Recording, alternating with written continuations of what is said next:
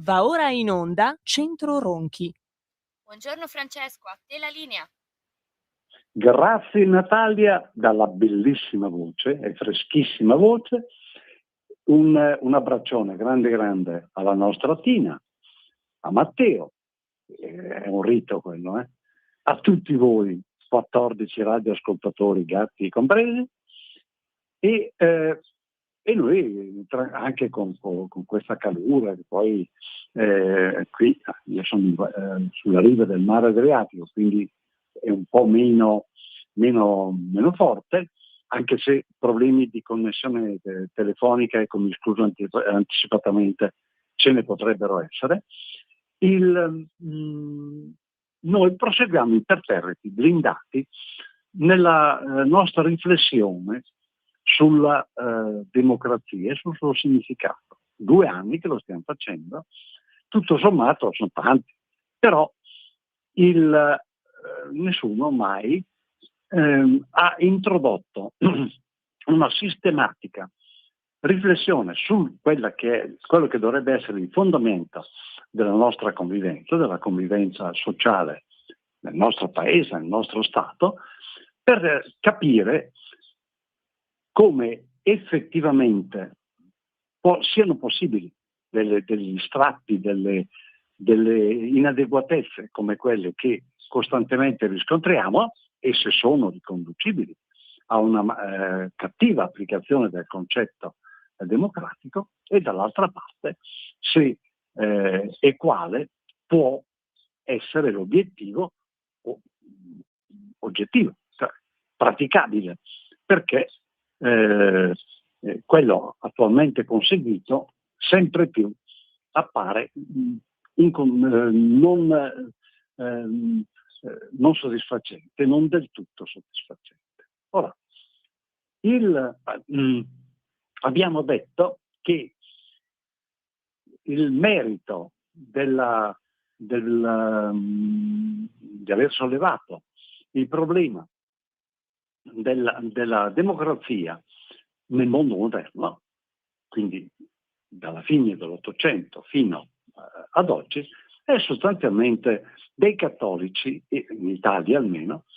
dei cattolici e delle stesse gerarchie tanto criticate della Chiesa Cattolica, giustamente criticata spesso e volentieri, però merito loro. Perché? Perché col venir meno del Papa Re, del sovrano assoluto, addirittura infallibile,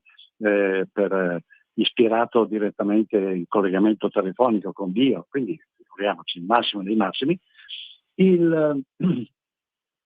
col venir meno di quello, la Chiesa si rende conto di avere un popolo, un suo popolo,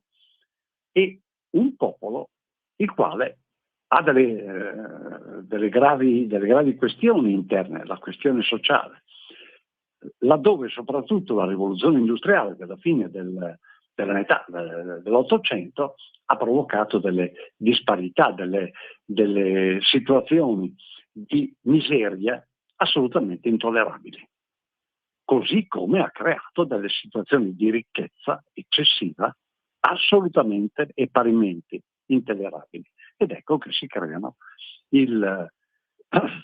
2 fronti: da un lato quello socialista, marxiano, che ritiene la ricchezza in definitiva debba appartenere alla massa, e ovviamente dovrà essere gestita da chi quella massa manovra, cioè il Partito Comunista, e quindi l'esproprio proletario nasce lì, quella idea folle dell'esproprio proletario, idiota, nasce lì. E dall'altra parte ci sono i padroni, quali arroccati nella loro convinzione di essere altrettanto ispirati da Dio nel possesso della ricchezza, non muovono di un centimetro e non vedono che la gente muore di fame. Ora, con la caduta dell'assolutismo regio, per il regno del Papa, la Chiesa si rende conto che c'è una questione sociale, quindi si rende conto incredibilmente, incredibilmente per le vicende storiche del papato, si rende conto che c'è un problema di democrazia, cioè che a quel popolo vanno riconosciuti dei diritti, vanno attribuiti dei doveri, certo sempre assolti, ma vanno riconosciuti dei diritti, e che quei diritti, facenti capo al popolo, nel momento in cui vengono riconosciuti del popolo, necessitano dell'attribuzione di un potere a quel popolo. Quando si attribuisce un potere a un soggetto, quel soggetto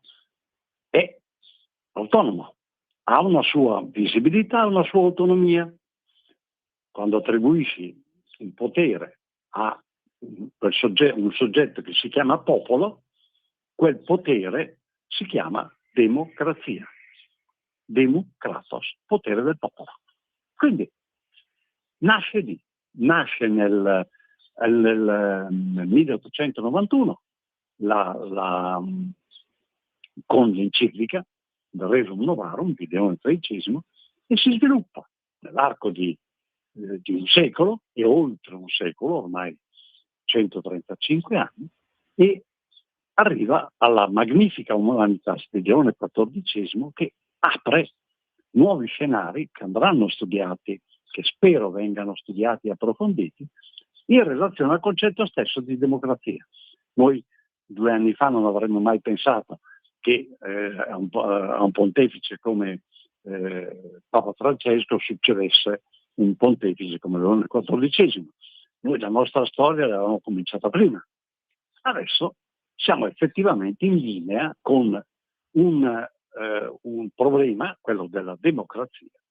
che si sta evidenziando e che addirittura è al centro, se voi avete letto l'enciclica, al centro dell'enciclica Magnifica Humanitas. Questo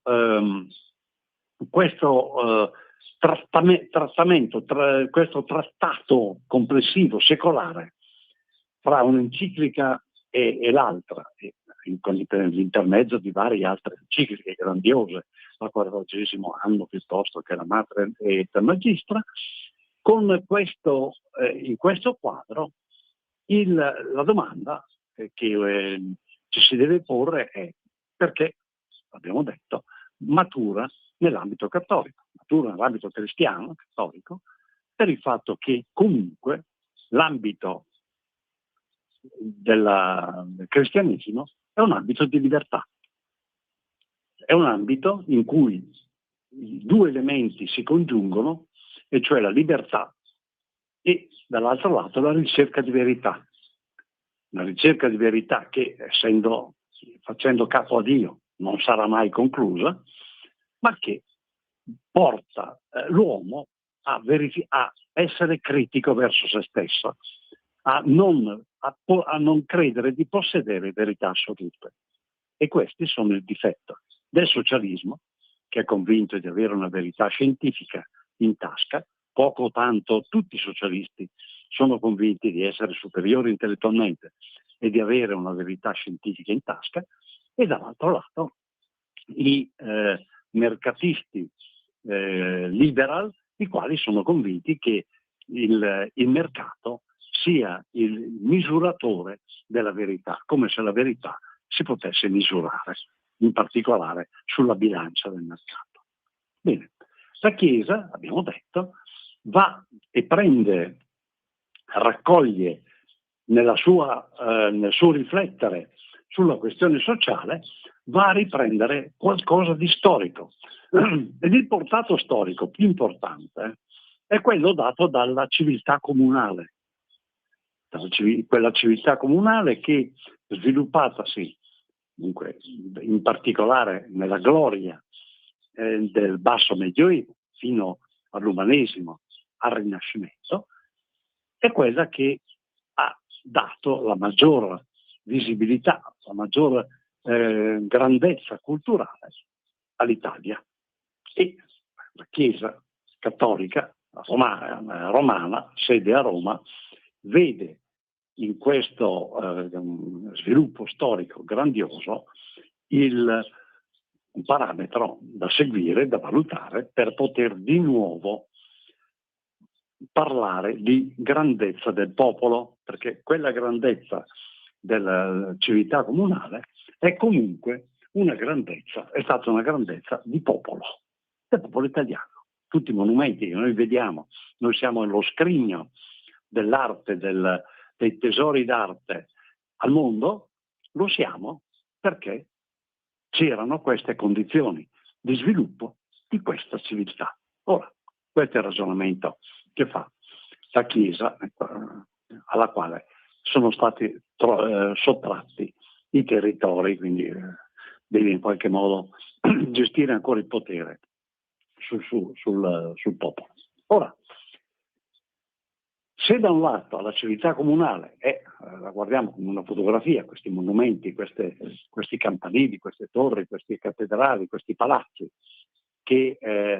sono tanti fiori all'occhiello in un iridescente quadro dell'Italia, dall'altro lato teniamo conto che ciò è stato possibile attraverso un processo politico storico. E il processo politico storico torna a quella battaglia di Legnano che più volte abbiamo evocato, che viene sempre messa da parte perché ha a che fare con la Lega, quindi è una bestemmia, però è citata nell'inno nazionale, nel canto degli italiani, e che cosa ha portato? Ha portato all'affermazione della possibilità da parte di gruppi comunali, come quelli italiani, di costituirsi in qualche modo come popoli autonomi e federati fra di loro. Se voi osservate, me lo ricordava un nostro radioascoltatore di Padova, un ingegnere padovano, me lo ricordava, se voi osservate, sono il Trattato di Costanza, la battaglia di Legnano, questo contrasto all'impero di Federico di Hohenstaufen, che costituisce lo spirito del tempo, dà l'idea dello spirito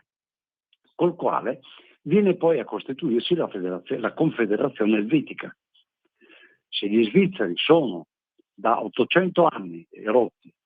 un popolo libero, autonomo e esempio di pace, federato al proprio interno, confederato al proprio interno, lo si deve al seme teorico politico, teorico pratico,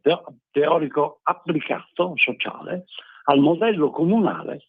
della Lega Lombarda, quando con l'aiuto di Papa Alessandro, quale fu intitolata la città di Alessandria, seppe contrastare l'imperatore e obbligarlo a una pace epocale, la pace di Costanza. Noi la radice, il seme della libertà, dell'autonomia, del federalismo, dei popoli alpini della Svizzera e poi anche di quelli austriaci, è stato sostanzialmente come modello, è stato quello della Lega Lombarda. Quel modello che ha fatto sì che l'Italia diventasse un giardino di monumenti, uno più bello dell'altro, e soprattutto il modello culturale primo in assoluto al mondo. Gli svizzeri per la verità ci hanno anche riconsegnato qualcosina, hanno ricevuto da noi questo spirito, ce l'hanno riconsegnato, perché sono loro che vengono in Italia, nell'Italia del Nord, da Como, Varese, Bergamo, Bresciano, in particolare direi Bergamo, Como e Varese, Milano, anche il milanese, vengono a impostare, a impiantare le loro industrie tessili, che sviluppatissime, sfruttando le acque della pianura, delle montagne della pianura padana, vengono e portano questa ricchezza industriale che dà luogo proprio, con la rivoluzione industriale, dà luogo alla redazione della Rerum Novarum, dell'enciclica, e alla presa di coscienza della necessità di assettare diversamente, secondo criteri e termini nuovi, la società. Quindi è una restituzione di lavoro, di iniziativa, perché teniamo conto che da quelle attività importate dagli svizzeri nascono poi tante attività connesse e autonome da parte dei lombardi, dei cittadini. Si crea quello spirito imprenditoriale che ha caratterizzato quasi tutto il secolo scorso. Ora, quindi in questo quadro di una restituzione di imprenditorialità in un territorio che viene visto dagli stessi svizzeri come congruo rispetto alla loro mentalità, perché non vanno a impiantarsi da altre parti, si impiantano lì sia per le condizioni, presenza di acqua, eccetera, ma soprattutto per le condizioni di mentalità. Serve una certa mentalità, quella mentalità la trovano qua. E quella mentalità corrisponde ai sentimenti, alle aspirazioni che vengono suscitate proprio dall'enciclica Rerum Novarum, poi dalle encicliche successive. È un quadro da rivisitare, da valutare anche sotto questo profilo, perché, come abbiamo detto nelle puntate precedenti, nelle conversazioni precedenti, alla fine della Prima Guerra Mondiale, con la pace di Versailles, che è la causa sostanzialmente dello scoppio poi della Seconda Guerra Mondiale, in particolare per la vendetta esercitata nei confronti del popolo tedesco, dei popoli tedeschi, con la pace di Versailles esplodono tutte quante le contraddizioni che l'enciclica analizza, ed esplode anche l'impotenza, il non possesso di strumenti idonei per poter imporre una propria dottrina da parte dell'enciclica. Cioè, da un lato abbiamo i socialisti, i quali ritengono di possedere la verità scientifica, quindi che il corso della storia deve essere interpretato in modo rivoluzionario per imporre una verità che è chiara davanti a tutti perché è scienza, lo dicono loro. La storia ha dimostrato l'esatto contrario, non fa niente, loro sono ancora convinti. Dall'altro lato ci sono i padroni spietati, i quali vogliono cavare il sangue dalle rape pur di non mollare assolutamente niente. Dall'altra parte, e da ultimo, c'è la Chiesa Cattolica, sono i cattolici, i quali per 2 millenni praticamente, per centinaia d'anni hanno dormito sulla questione, sui problemi del popolo, che hanno oppresso come tutti gli altri, perché la Chiesa ha oppresso i suoi popoli come gli altri principi e re imperatori, né più né meno. Si accorge del problema, ma ovviamente non ha a portata di mano le soluzioni da adottare per poter fare in modo di venire incontro ai popoli oppressi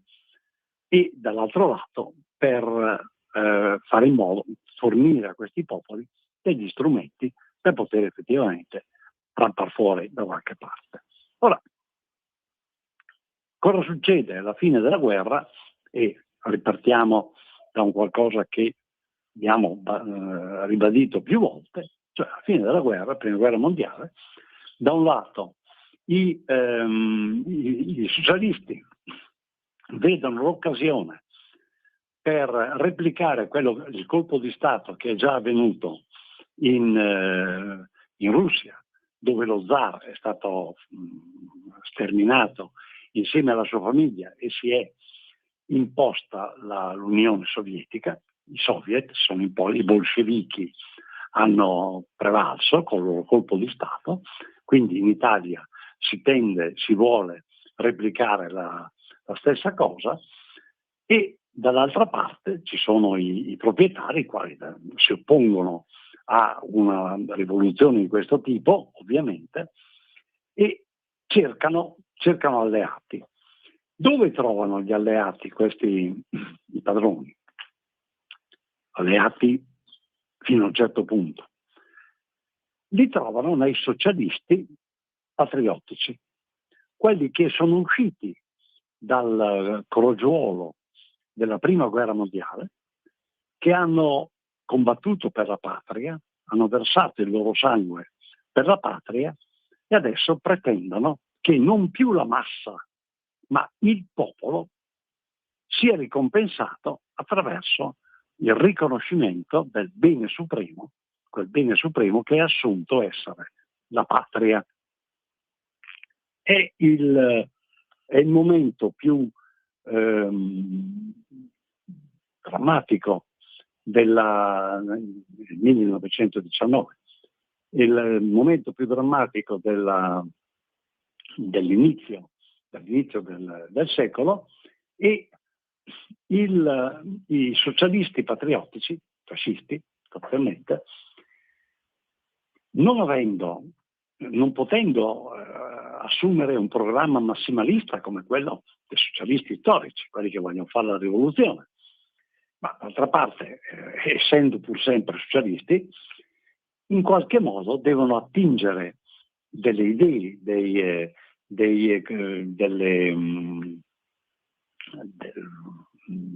linee comportamentali da qualche parte. E dove le attingono? Questa è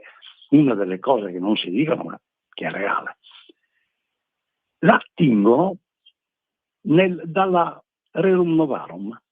cioè proprio dalla dottrina sociale della Chiesa. Fanno una bella miscela e mettono assieme le istanze sociali del socialismo, le mettono assieme alla dottrina sociale della Chiesa, che guarda al passato, guarda alla grandezza dei tempi andati della civiltà comunale, e loro mettono più o meno, non avendo, ripeto, una linea teorica che li possa in qualche modo mettere anche culturalmente in contrasto con il massimalismo storico socialista, quello è consolidato, perché qui insomma, più o meno viaggiano un po' a tentoni, sanno di aver combattuto, di aver versato il sangue durante la prima guerra mondiale, sanno che distruggere le fabbriche che danno da mangiare alle loro famiglie è una cosa sbagliata, beh, lo capisce chiunque. Quindi i socialisti o no, qui là sono gente da prendere a legnate perché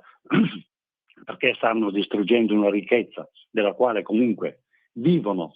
le famiglie, vive il popolo, però dall'altra parte, sotto un profilo teorico, non è che abbiano questo gran sostegno, questa gran base culturale, devono in qualche modo arrabattarsi. E nell'arrabattarsi, nel costruire un programma, compiono un'operazione di sincretismo, mettono assieme un po' di dottrina sociale della Chiesa, cosa che non si dice perché dopo guai si offendono gli uni gli altri, ma i fascisti hanno fatto quello. Mettono assieme un po' di dottrina sociale della Chiesa col socialismo. In questo favoriti dal fatto che anche dall'altra parte, cioè da parte cattolica, una parte dei cattolici, quella che ritiene indispensabile creare un partito cattolico che verrà fondato, il Partito Popolare di Don Sturzo, Don Luigi Sturzo, siciliano, un grande personaggio.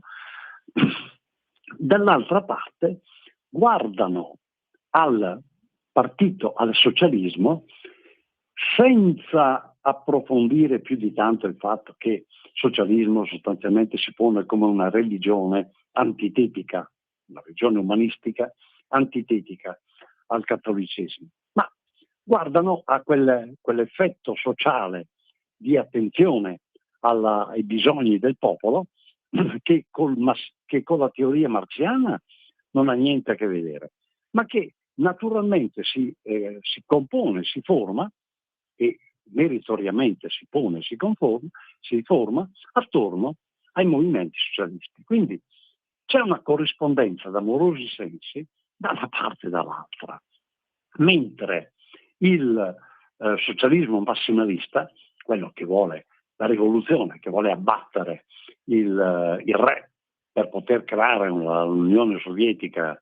italiana, quello non accetta di ragionare, non accetta compromessi di questo tipo e non accetta di ragionare sotto tali aspetti. Ecco, questo è il quadro che si compone e che, laddove è grande merito dei cattolici porre la questione della democrazia moderna, però si evolve davanti a fatti concreti, ai fatti concreti della storia che sempre più sarebbe importante venisse conosciuta. Noi, in modo molto banale, molto,